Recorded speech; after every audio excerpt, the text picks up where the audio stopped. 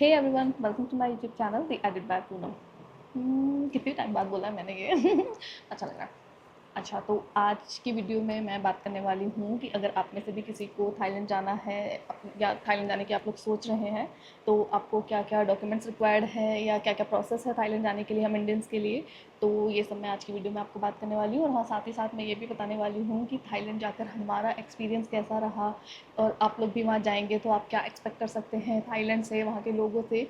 तो ये सब मैं आज की वीडियो में बात करने वाली हूँ। तो चलिए स्टार्ट करते हैं। सबसे पहले हम जानते हैं कि थाईलैंड जाने के लिए इंडियंस को क्या क्या डॉक्यूमेंट्स चाहिए। तो सबसे पहले हम बात करते हैं वीज़ा के लिए। तो थाईलैंड में इंडियंस को वीज़ा की ज़रूरत नहीं है। अब वहाँ पे एक TDAC नाम का सर्टिफिकेट होता है, जो कि होता है थाईलैंड डिजिटल अराइवल कार्ड, जो कि आपको थाईलैंड अराइवल के 3 दिन के अंदर भरना होता है। यानी कि जैसे आप अभी अगर अपनी 15 डेज़ के बाद की टिकट बुक करते हैं फ़्लाइट की, तो आपको जो 12 डे से 15 डे तक आप लोग ये सर्टिफिकेट के लिए अप्लाई कर सकते हो। और बहुत ही इसका मामूली सा प्रोसेस है, और मैं इसका डिस्क्रिप्शन में लिंक भी दे दूँगी, और आपको यहाँ दिखा भी देती हूँ मैं कि कैसा है TDAC सर्टिफिकेट। और ये आपको अप्लाई करने के 10 मिनट के अंदर मिल जाएगा, और उससे भी जल्दी मिल जाएगा मेरा मतलब है, लेकिन ये बहुत ईजी फॉर्म है।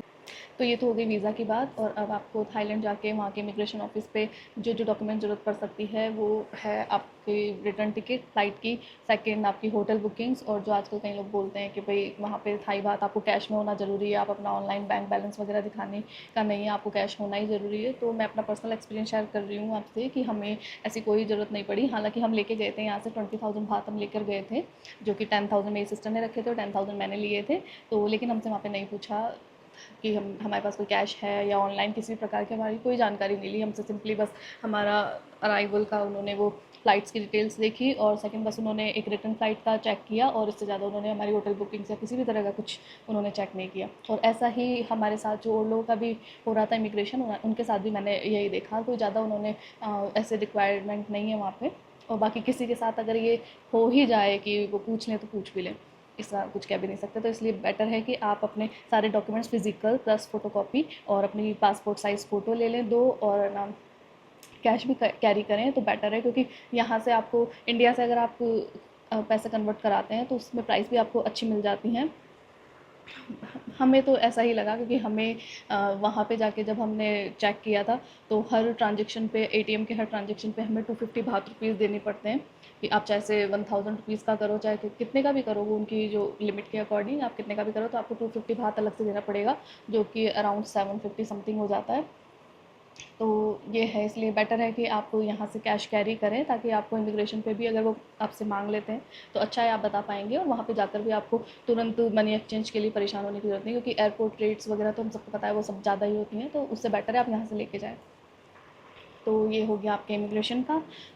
और थाईलैंड जाना बहुत इजी है, कोई बिल्कुल इसमें कोई ज़्यादा सोच विचारने की बात नहीं है। और हाँ, एक चीज़ मैं आपको ये ज़रूर बताना चाहती हूँ जो हमने देखा वहाँ पे हमारे साथ नहीं, या फिर वहाँ पे एक कोई मे बी चाइनीज़ थे, मुझे लगता है चाइनीज़ ही होंगे। तो उनका वहाँ पे थोड़ा-सा इमिग्रेशन ऑफ़िस पे एक इमिग्रेशन ऑफ़िसर के साथ में उनकी बहस हो गई थी। और वो उसकी बात क्या थी, बहुत मामूली सी बात थी कि वो जो चाइनीज़ पर्सन था, उस व्यक्ति का बिहेवियर थोड़ा-सा रूड था। तो आप अगर थाईलैंड जाते हैं तो आप इस चीज़ का ख़ासकर ध्यान रखें कि वो लोग बहुत ही पोलाइट हैं। बहुत पोलाइट लोग आपको मिलेंगे। बस हाँ, जैसे कोई आर्मी में होते हैं या फिर कोई आप इमिग्रेशन ऑफ़िसर वग़ैरह समझ लो, तो वो बस वो थोड़े सीरियस उसमें रहते हैं, है ना? लेकिन वो बिल्कुल भी रूड नहीं होते, काफ़ी पोलाइट होते हैं, काफ़ी अच्छे तरीके से बात करते हैं। तो आपको इस चीज़ का ध्यान रखना है कि आप भी उनके साथ उतने ही पोलाइट वे में पेश आएँ। ना ज़्यादा कुछ बोलें, ना ज़्यादा कुछ ऐसे रूड रहें, सिंपली आप अपना काम करें। वो जो डॉक्यूमेंट्स बोलें आपको, आप वो दें उन्हें, और बस आप एक स्माइल रखें अपने फेस पे और आगे बढ़ें। तो बस इतनी सी बात थी, और उनको वहीं पे डिटेन कर दिया था कि आप, ये तरीका नहीं है आपका यहाँ पे बात करने का, या फिर इस तरह का बिहेवियर यहाँ पे नहीं चलेगा, और मैं आपको आगे जाने की परमिशन नहीं दूँगी, जाओ वापस। सीरियसली उन्होंने क्लियर कह दिया था कि जाओ वापस, आपको एंट्री नहीं दी जाएगी थाईलैंड में। तो इस चीज़ का आप ध्यान रखें, अपना ईगो थोड़ा साइड में लेके चलें, क्योंकि वहाँ पे किसी को दिखाने की ज़रूरत नहीं है। आपका ईगो किसी को इस चीज़ से कोई फ़र्क नहीं पड़ता। वहाँ बहुत सारे लोग आ रहे होते हैं, सब कुछ है। तो बस पोलाइट रहें, क्योंकि वहाँ के लोग बहुत पोलाइट हैं, तो वो भी सामने से आपसे यही एक्सपेक्ट करेंगे कि आप भी पोलाइट वे में ही उनसे पेश आएँ। और हाँ, एक चीज़ का और ध्यान रखें कि आप ट्रैवल करते टाइम इंश्योरेंस ज़रूर लें, क्योंकि कभी-कभी ऐसा होता है हम किसी नई जगह जाते हैं और वहाँ पे अगर हमें कुछ हेल्थ इश्यू वगैरह आ जाए, तो अगर हमारे पास इंश्योरेंस होता है तो वो बहुत ही आपको ईज़ी वे में आप हर सिचुएशन फेस कर सकते हैं। नहीं तो आप कहाँ हॉस्पिटल में किधर जाएँगे, क्या करेंगे, कितना अमाउंट आपको वहाँ बैठ जाएगा, किस तरह का क्या है, उसका आइडिया हमें नहीं होता। इसलिए बहुत अच्छा है कि आप इंश्योरेंस लेके जाएँ। हम भी इंश्योरेंस लेके गए थे। हमें इंश्योरेंस पड़ा था। हमने 8 दिन के हमारा 7 डे का ट्रिप था, तो 8 दिन के लिए इंश्योरेंस लिया था, जो कि हमें 650 समथिंग पड़ा था पर पर्सन। तो इसलिए इंश्योरेंस लेना एक बहुत अच्छी चीज़ है। और वहाँ पे जाते ही आपको एयरपोर्ट पे इंटरनेट वगैरह की सुविधा मिल जाती है। आपको 1 घंटे के लिए आपको बस अपना ईमेल डालना होता है और आप 1 घंटे के लिए इंटरनेट यूज़ ले सकते हैं। तो हमने वैसे तो आप अगर 7-11 पे जाके सिम कार्ड वगैरह खरीदते हैं तो वो आपको थोड़ा ज़्यादा किफ़ायती पड़ता है, लेकिन हमें थोड़ा-सा फर्स्ट टाइम था हमारा किसी नई जगह पे जाने का, हमारा ट्रैवल का ही फर्स्ट टाइम था, जैसा कि मैंने बताया ही है वीडियो में पहले। तो हमने एयरपोर्ट से सिम ले ली थी, जो हमें पड़ी थी 499 बात की, जो कि काफ़ी एक्सपेंसिव है देखा जाए तो, यानी कि इंडियन प्राइस में कन्वर्ट करें तो 1350-1400 रुपये की हमें पड़ी थी वो सिम। तो इस वजह से आप अगर आप कर सकते हैं तो आप वहाँ से ले लीजिए, नहीं तो आप 7-11 पे जाके ट्राई कर लीजिए सिम के लिए। तो बस यही चीज़ें हैं जो आपको थाईलैंड जाने के लिए रिक्वायर्ड हैं, यानी कि आपके सारे डॉक्यूमेंट्स की फ़िज़िकल और फ़ोटोकॉपी आप साथ रखें, 2 पासपोर्ट साइज़ फ़ोटो रख लें, आपको टीडीएससी का फॉर्म फिल करना है जाने से 3 दिन पहले, और आप रिटर्न फ़्लाइट की टिकट रखें और आप होटल की बुकिंग करके रखें, और इंडिया से ही थाई कैश कैरी करके जाएँ और वहाँ पे जाके सिम का आपको जैसे भी सूटेबल हो आप वहाँ पे जाके सिम ले लें। तो बस इतनी ही रिक्वायरमेंट्स है जो आपको थाईलैंड जाने के लिए चाहिए, और थाईलैंड का ट्रैवल बहुत स्मूथ है, कोई आपको ज़्यादा वहाँ पे परेशान होने की ज़रूरत नहीं है। तो बस ये नॉर्मल सा प्रोसेस है थाईलैंड जाने का। तो चलिए अब बात करते हैं हमारे एक्सपीरियंस के बारे में, और आप लोग अगर थाईलैंड जाएंगे तो आप वहाँ से क्या एक्सपेक्ट कर सकते हैं। तो सबसे पहले थाईलैंड की वाइब, जैसे ही आप वहाँ पहुँचते हैं तो आपको बिल्कुल एकदम अलग सी फील आएगी। हर जगह साफ़ सुथरी सड़कें, खुशमिजाज लोग, और एकदम पॉजिटिव फील आएगा आपको वहाँ पे, क्योंकि वहाँ के लोग इतने ज़्यादा पोलाइट हैं, इतने हम्बल हैं सच में। मतलब हम लोग हमारा जैसे फर्स्ट टाइम का एक्सपीरियंस था किसी भी जगह, तो आपको पता है कितनी प्रॉब्लम्स आती है, तो वहाँ पे इतने हेल्पफुल लोग हैं ना, जबकि उनको हमारी लैंग्वेज नहीं आती है, और लैंग्वेज बैरियर तो देखो एक सबसे बड़ा प्रॉब्लम है ही, और वहाँ के लोग शाय भी हैं इस चीज़ को लेके बहुत ज़्यादा, क्योंकि उनको इंग्लिश में भी बहुत प्रॉब्लम रहती है। और जैसे कि लोग बोलते हैं कि थाई लोग समझते भी थाई इंग्लिश हैं, तो ये भी एक बिल्कुल सही बात है क्योंकि वहाँ पे अब नॉर्मली आप जो चीज़ बोल रहे होते हैं सामने वाले वो समझते नहीं है, और फिर वो भी वही सेम चीज़ अपनी भाषा में जब उनको समझ में आती है तो वो रिपीट करते हैं, तो हम लोग ऐसे सोचते हैं कि क्या हम भी तो यही बोल रहे थे, तो क्या डिफरेंस है इसके अंदर, इस तरह से। तो वो भी प्रॉब्लम है वहाँ पे, लेकिन फिर भी वहाँ के लोग बहुत ज़्यादा पोलाइट हैं, हम्बल हैं। तो अगर आप लोगों को कोई भी प्रॉब्लम हो रही है तो आप बिल्कुल वहाँ पे पूछें। और एक चीज़ का ज़रूर ध्यान रखें, क्योंकि वहाँ के जो लोकल लोग हैं, यानी कि जो मतलब कोई सिक्योरिटी में नहीं है, कोई पुलिस नहीं है, या इस तरह के जो नॉर्मल वहाँ की जो जनता है, वो लोग बहुत शाई होते हैं, और वो उनका उनका रिएक्शन टाइम बहुत ही फास्ट होता है। मतलब आप उनसे कोई चीज़ पूछेंगे तो वो इतने शाई होते हैं कि हड़बड़ाहट में आपको इतना जल्दी जवाब दे देंगे ना, अब वो कंफ्यूज हो जाएंगे, और उनको पता नहीं है कि उन्होंने जो समझा या जो वो बोल रहे हैं वो सही है कि नहीं है। बस वो एक फास्ट उनका रिएक्शन आएगा और वो बता देंगे कि हाँ हाँ ठीक है, ये तो इधर है, ये तो उधर है, ये ऐसे है वैसे, और फिर ज़रूरी नहीं है वो चीज़ सही हो। और ये उनका इंटेंशनली नहीं होता है, लेकिन ये है कि भाई उनका रिएक्शन टाइम उनके शाइनेस की वजह से बहुत फास्ट वो बस जवाब दे देते हैं। इसलिए बेटर है कि आप वहाँ पे या तो किसी पुलिस से पूछें, या फिर कोई सिक्योरिटी गार्ड है उनसे पूछें, आप बात करें तो जो किसी भी चीज़ की नॉलेज रखते हो। तो बस आप इतनी सी चीज़ का ध्यान रखें, इसमें उनकी गलती भी नहीं होती है, लेकिन हाँ बस वो अब हैं शाय, तो बस वो बोल देते हैं, जल्दी से बता देते हैं तो हमें 1-2 इंसिडेंट हमारे साथ हुए थे कि उन्होंने हमें बताया, हेल्प करी, लेकिन बस हाँ वो थोड़ी गलत निकल गई थी हेल्प। तो बस ये है, इस चीज़ का आप ध्यान रखें वहाँ पे। और दूसरी चीज़ है थाईलैंड के बीचेस, पीपी आइलैंड, पटाया, फुकेट, मतलब वहाँ के बीचेस, वहाँ की सफ़ेद सफ़ेद जो रेत होती है, जो वहाँ के नज़ारे हैं, जो क्रिस्टल क्लियर पानी है, ये सब देख के तो वाकई में ना बहुत ही नेक्स्ट लेवल, बिल्कुल अलग फीलिंग आती है, और बिल्कुल हर हर चीज़ इतनी पिक्चर परफेक्ट लगती है ना, कि ये ऐसे बोलते हैं कि हाँ हमारे यहाँ के आसमान में वहाँ के आसमान में अंतर है, तो बिल्कुल ऐसा होता है। वहाँ के आसमान में डेफिनेटली आपको बहुत ही हर चीज़ सच में 4K में दिखाई देती है। तो थाईलैंड सच में बहुत ही खूबसूरत कंट्री है, बहुत ही। आप एक बार जाकर आएंगे तो आप डेफिनेटली वहाँ पे बार बार जाना चाहेंगे। और तीसरी चीज़ है वहाँ के खाने के बारे में, तो थाईलैंड का खाना तो वर्ल्ड फेमस है, वहाँ का स्ट्रीट फूड। अगर कोई नॉन वेजिटेरियन है तो उसके लिए तो पूछे ही मत, वहाँ पे इतना खाना है। मैं जैसे वीडियो में भी बता रही थी, मैं अगर नॉन वेज खा पाती अच्छे से, यानी कि एग के अलावा मैं कुछ और खाने के काबिल होती, तो मैं वहाँ पे सच में इतना मज़े लेती खाना खाने के, इतना अलग अलग रेस्टोरेंट्स में जाती, सब स्ट्रीट फूड ट्राई करती क्योंकि वहाँ पे बहुत ही वैराइटीज़ है खाने की। तो अगर आप नॉन वेजिटेरियन हैं तो आपके लिए तो बहुत ही अच्छा आपका एक्सपीरियंस होने वाला है खाने के मामले में भी। तो और वेजिटेरियन के लिए हाँ थोड़ी सी प्रॉब्लम है वहाँ पे, ऐसा नहीं है कि आपको वेजिटेरियन मिलेगा ही नहीं, आपको वेजिटेरियन खा सकते हैं, लेकिन आपको बस वो थोड़ा सेलेक्टिव जगह पर ही मिलेगा। जैसे कि 7-Eleven का बताते हैं तो 7-Eleven में भी काफ़ी चीज़ें वो छोटा मोटा कुछ ना कुछ तो नॉनवेज देखो उनके उसमें होता ही है, इस वजह से आपको बस थोड़ा बहुत कम चीज़ों पे आपको गुजारा करना पड़ सकता है अगर आप 7-Eleven वगैरह जैसी जगहों पे जाके खाना खाना प्रेफर करेंगे। बाकी तो वहाँ पे रेस्टोरेंट्स की ऐसे कोई कमी नहीं है, इंडियन रेस्टोरेंट्स बहुत सारे इंडियन रेस्टोरेंट हैं वहाँ पे। और बस इतना सा है कि अगर आप रेस्टोरेंट में जाके खाना प्रेफर करेंगे तो वो थोड़ा सा आपको एक्सपेंसिव पड़ सकता है, क्योंकि हम लोग जितनी बार भी गए थे तो आप ऐसे मान लीजिए कि 700 बाht के लगभग तो हम 2 लोगों का बिल रहता ही रहता था, जो कि इंडियन रुपीज़ में आप मान लीजिए 2000 समथिंग है। तो सिंगल टाइम के खाने का आपका ये अमाउंट रहेगा। तो लेकिन हाँ खाने की कोई कमी नहीं है, इंडियन खाने की भी वहाँ पे, तो इस चीज़ को सोच के मत जाइएगा कि हाँ वहाँ पे वेजिटेरियन नहीं अवेलेबल होगा या कुछ। अगर आप ऐसी ही जगह जा रहे हैं, आप कोई थोड़ी सी जो आइसोलेटेड है या फिर कोई रिमोट टाइप का एरिया है, तो हाँ वहाँ पर जरूर इंडियन रेस्टोरेंट की कमी हो सकती है। तो आप वही अपना खुद का जुगाड़ करके जाएँ यहाँ से तो बेटर है। और चौथी चीज़ है वहाँ पे शॉपिंग की। तो शॉपिंग का ऐसा है कि जो ऐसे बताते हैं कि प्लैटिनम फैशन मॉल जाइए बैंकॉक में स्पेशली शॉपिंग के लिए, आपको बहुत ही ज़्यादा होलसेल रेट मिलेगी चीज़ों की। तो ऐसा कुछ भी नहीं है, प्लैटिनम मॉल में जाके शॉपिंग करना वैसा ही है जैसे कि हम अपने यहाँ पर जाके ज़ारा में शॉपिंग कर रहे हैं, क्योंकि वहाँ पे नॉर्मली आपको इतनी मुश्किल से कोई छोटी मोटी चीज़ों की प्राइस आपको 200-300 बात में मिलेगी। बाकी वहाँ मिनिमम प्राइस 500 बात है, जो कि हमारे इंडियन रुपीज़ में हो जाते हैं 1500 समथिंग, 1400 1500 समथिंग जो भी है। तो ऐसा कुछ नहीं है। अब आप सोचो कोई छोटी मोटी चीज़ ले रहे हो जो 500 बात की, और फिर आप कोई चीज़ दूसरी ले रहे हो जो थोड़ी ज़्यादा डिज़ाइनर है या ऐसी कुछ है, तो वो चल जाती है आराम से 2000 3000 बात तक चले जाती है। तो आप कन्वर्ट कर लीजिए उसको। तो आप यहाँ पे चाहे ज़ारा से जाके शॉपिंग करें, चाहे वहाँ पे मॉल में जाके शॉपिंग करें, तो वो एक ही बात है। तो इसलिए बेटर है कि आप वहाँ पे जाएँ चाटुचक मार्केट। आप कोशिश करें कि आप बैंकॉक में अगर जा रहे हैं तो वीकेंड्स पर जाएँ, अगर आपकी प्रायोरिटीज़ में शॉपिंग भी शामिल है। क्योंकि चाटुचक मार्केट एक स्ट्रीट मार्केट है, वहाँ पे देखिए बार्गेनिंग की गुंजाइश भी ज़्यादा होती है, और मॉल्स में बार्गेनिंग आप नहीं कर सकते, मतलब करते हैं करने वाले और कर सकते हो, लेकिन बार्गेनिंग की बहुत ही मतलब ये है कि जैसे आपको मान लो अगर किसी ने 500 का बता दिया, तो कुछ चीज़ें तो फिक्स है उनकी कि वो नहीं करेंगे, उसमें 10 बात कम भी नहीं करेंगे। और बाकी कोई करने वाला है तो ज़्यादा से ज़्यादा वो 20 बात कम कर देगा, 30 बात कम कर देगा, इससे ज़्यादा नहीं। तो आपको वही उतना ही पे करना पड़ता है। आप 50-60 रुपये बचा भी लेंगे तो उससे कोई ज़्यादा बड़ी बात नहीं है। इसलिए आप प्रेफर करें चाटुचक मार्केट जाना। और चाटुचक मार्केट में आपको सब तरह की वैराइटीज़ मिल जाएंगी। हालांकि हम चाटुचक मार्केट नहीं जा पाए थे, लेकिन हमने देखा था बहुत चीज़ें चाटुचक मार्केट के बारे में, आप लोगों ने भी देखी होगी ऑब्वियसली ऑनलाइन। तो बस यही है। और मैं इसलिए बोल रही हूँ स्ट्रीट शॉपिंग की, क्योंकि मॉल से निकलने के बाद में हमने थोड़ा स्ट्रीट पे देखा था, तो वहाँ पे हमें प्राइसेस का अच्छा डिफरेंस लगा। मतलब इतना था कि आप उसे मॉल स्किप करके आप स्ट्रीट पे शॉपिंग करेंगे तो अच्छा थोड़ा सेव कर पाएंगे अपने शॉपिंग के बिल में।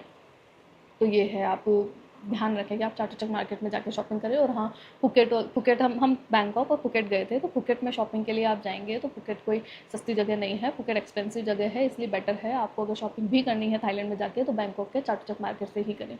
बाकी हर जगह की कोई लोकल चीज़ खरीदनी है वो तो चलो जिस भी प्राइस में जैसी भी रहती है हम खरीदते ही हैं, तो उस हिसाब से आप खरीदिए। बाकी नॉर्मल आपको बैग शॉपिंग करनी है, ड्रेसेस की शॉपिंग करनी है, तो इन सब के लिए आप चाटुचक मार्केट को प्रेफर करें। और ये तो हो गई बैंकॉक की बात। और अब मैं आपको बताती हूँ कि हम लोग जब बैंकॉक से फुकेट गए थे, तो वहाँ से आप जो अगर आप फ़्लाइट लेके जाते हैं तो फ़्लाइट में आपको बैगेज का इशू रहता है। इस वजह से ही हमने फ़्लाइट से बेटर हम बस से गए थे, क्योंकि वहाँ पे बैगेज के लिए फिर आप अलग से पे करेंगे तो वो ज़्यादा एक्सपेंसिव पड़ जाता है। बाकी आपको 5 to 6 thousand में बैंकॉक से फुकेट की फ़्लाइट मिल जाती है। तो अगर आपको वो प्रेफर करना है तो आप वो प्रेफर करिएगा। और अगर किसी को बस से जाना है तो आपको जाना होता है बैंकॉक में सदर्न बस टर्मिनल नाम से है वहाँ पे। तो अब वहाँ से आपको टिकट के लिए बैंकॉक से बहुत सारी बसेस मिल जाएगी। इनफैक्ट हम तो गए थे, हमें लगा था हमें बस नहीं मिल पाएगी, क्योंकि हम गए थे ऑलमोस्ट 7:20 पर। 7:20 शाम के टाइम में बता रही हूँ मैं। जो उनकी लास्ट बस थी वो थी 7:40 की, जो बस निकलने वाली 7:40 या 7:30 की जो भी थी, वो हमने जाके वो बुक की थी 7:20 पे। तो काफ़ी ऑप्शंस हैं, इसका मतलब वहाँ पे मैं ये कह रही हूँ। लेकिन आप जब फुकेट से रिटर्न बैंकॉक आना चाहेंगे तो आप इस चीज़ का ध्यान रखें कि वहाँ से आपको इतने ऑप्शन नहीं मिलेंगे। इनफैक्ट हम तो जब गए थे, जब हम दिन के 12 बजे ही बस स्टैंड पहुँच गए थे, और वहाँ पे हमें बस के लिए बिल्कुल मना कर दिया था कि यहाँ से कोई बस नहीं है अब बैंकॉक के लिए। और नेक्स्ट डे हमारी फ़्लाइट थी हम लोग इतना डर गए थे कि अब क्या करेंगे, कुछ समझ में ही नहीं आ रहा था। लेकिन फिर चलो वो जो एक कोई होते हैं जो थोड़ा एक्स्ट्रा, किसी का कैंसिल हो जाता है या कुछ है, तो उन्होंने हमें बताया कि ना 2 टिकट मिल जाएंगी हमें, लेकिन वो हमें थोड़ी एक्सपेंसिव पड़ेगी। तो हम अब हमें तो लेना ही था उस टाइम, तो हमने ले ली थी वो। तो ये है कि भाई आप जब भी फुकेट से बैंकॉक के लिए आएँ तो आप ध्यान रखें, या तो आप 1 दिन पहले टिकट बुक करें। ऑनलाइन बुक कर लेना सबसे बेटर ऑप्शन है, चाहे से वो आपको थोड़ा महंगा पड़ेगा, लेकिन आपको ऑनलाइन बुक कर लेना चाहिए 1 दिन पहले, ताकि आप फ्री होकर अगले टाइम जब भी आप देखते हैं बस का ये चाहिए। नहीं तो आप सेम डे पे अगर सोचेंगे कि आप बैंकॉक आ जाएँ फुकेट से, तो ये इसके 90% चांस है कि आपको नहीं मिल पाएगी। तो ये चीज़ स्पेशली आप ध्यान रखें। और ये भी है कि जब आप ऑनलाइन टिकट बुक करते हैं, तो जो बैंकॉक से आप टिकट बुक करेंगे वो आप इस बस स्टैंड पे जाकर ही करें, क्योंकि वहाँ पे आपको अच्छी प्राइस मिल जाएगी। हमें ऑनलाइन हम देख रहे थे जब टिकट के प्राइसेस, तो हमें ऑनलाइन दिखा रहा था वो 1050 समथिंग और 1200 और 1000, मतलब इस प्राइस में हमें टिकट मिल रही थी। लेकिन जब हमने वहाँ पे जाके किया तो हमें 750 रुपीज़ पर पर्सन के में सीट मिल गई। तो आप देखिए कितना डिफरेंस आ गया।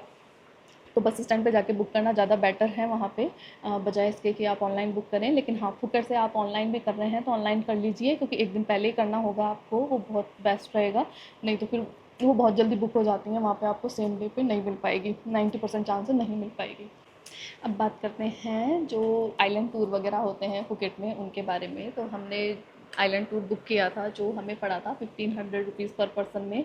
और जो भी इसलिए क्योंकि हम बिल्कुल नेक्स्ट मॉर्निंग के लिए देख रहे थे कि हमें कोई टूर पैकेज मिल जाए, और बिल्कुल रात के हमने ना 9 बजे के समथिंग बुक कराया था, तो हमें बिल्कुल उसमें बार्गेनिंग की कोई गुंजाइश नहीं थी। हमें उन्होंने हमें बोला 1500 भात, हमें 1500 भात ही देने पड़े थे। तो इसलिए ये भी बेस्ट है कि आप वहाँ पे जाके ऐसे ना देखें कि नेक्स्ट डे ही बुक कराएंगे। आप या तो अर्ली मॉर्निंग जाके किसी शॉप पे अपना टूर पैकेज बुक करिए, नहीं तो ऑनलाइन बुक करिए। ऑनलाइन आपको रीजनेबल मिलेगा। अब आप देखिए 1500 को देखेंगे तो वो 4500 4300 समथिंग का हो गया, जबकि वहाँ पे अगर आप जाके खुद करवाएंगे तो हो सकता है, मतलब ऑनलाइन जो आप प्राइसेस देखेंगे वो आपको 3500 समथिंग ऐसे ऐसे मिल जाएगा। तो आप ऑनलाइन बुक करें तो बेस्ट रहेगा वो, वहाँ पे जाके शॉप से बुक करने से। और ख़ासकर बिल्कुल ही एंड टाइम पे जाकर तो बिल्कुल भी ना बुक करें, वो बेस्ट रहेगा आपके लिए।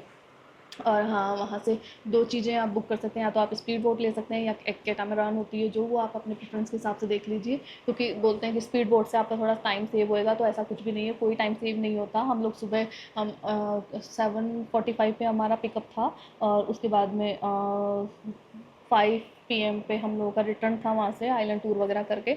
तो कुछ भी हमें टाइम नहीं मिला। स्पीड बोट में बैठने के बाद में भी हमें वही हाफ एन आवर का टाइम हमें माया बे पे मिला था। और बस हाँ, एक मतलब 1 घंटे का टाइम हमें मिला था। मैक्सिमम जो टाइम था वो था खाई बीच पे, है ना। तो कोई स्पीड बोट में भी कोई टाइम सेव नहीं होता है ऐसा कुछ भी। तो वो बस आप अपने प्रेफरेंस के हिसाब से देखिए।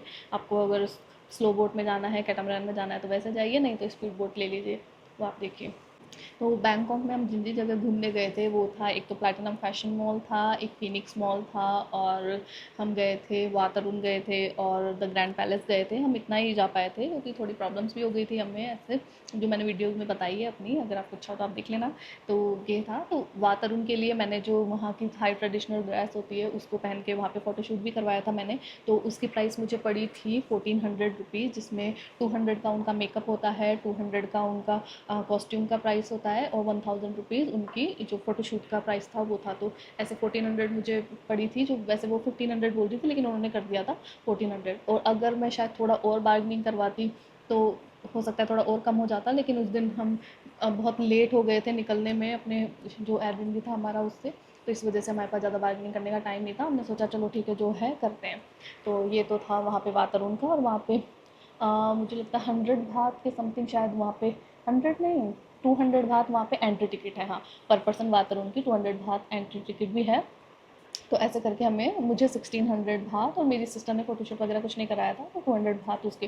तो ऐसे करके हमें 1800 रुपीज़ हमारे बाथरूम में खर्च हुए थे। और सेकंड जो हम द ग्रैंड पैलेस गए थे, वहाँ की जो फ़ीस है, जो वहाँ का टिकट है सॉरी, वो है 500 बाथ पर पर्सन। और वातावरण और द ग्रैंड पैलेस बिल्कुल पास में ही है, उसमें बस एक जो कैनाल होती है उसका डिफरेंस है।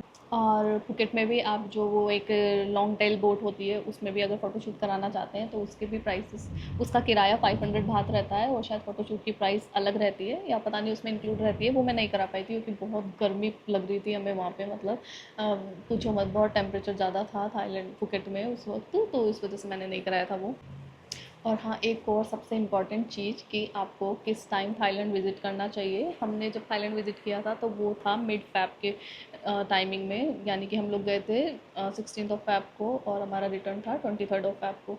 तो उस टाइम भी इतनी ज़्यादा गर्मी थी थाईलैंड में, बहुत ही मतलब बहुत ही हॉट एंड ह्यूमिड वेदर होता है वहाँ का। तो इसलिए मैं आपको, अगर आप थाईलैंड जाने की सोच रहे हो तो आप जाइए दिसंबर या जनवरी। ये दो ही मुझे लगता है वहाँ पे जाने के बेस्ट सीज़न है, क्योंकि बाकी टाइम तो वहाँ गर्मी रहती ही रहती है।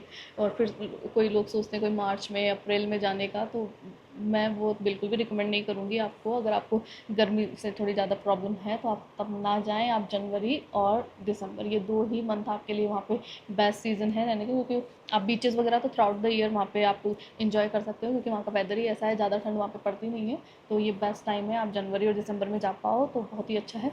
और ये भी है कि वो नवंबर से ये फरवरी तक बहुत ही ज़्यादा वहाँ पे क्राउड रहता है, क्योंकि वो ही वहाँ का हाई सीज़न है टूरिज़्म के लिए। और अगर आप होटल के उससे देखें तो आपको वहाँ पे, वैसे थाईलैंड में स्टे सस्ता है, अगर आप कोई एयरबीएनबी देख रहे हैं या फिर नॉर्मल कोई होटल देख रहे हैं तो वो आपको बहुत ही अच्छे रीज़नेबल प्राइसेस में मिल जाएगा पीक सीज़न में भी। लेकिन अगर आप सोचते हैं कि मैं किसी अच्छे अच्छे जगह के होटल में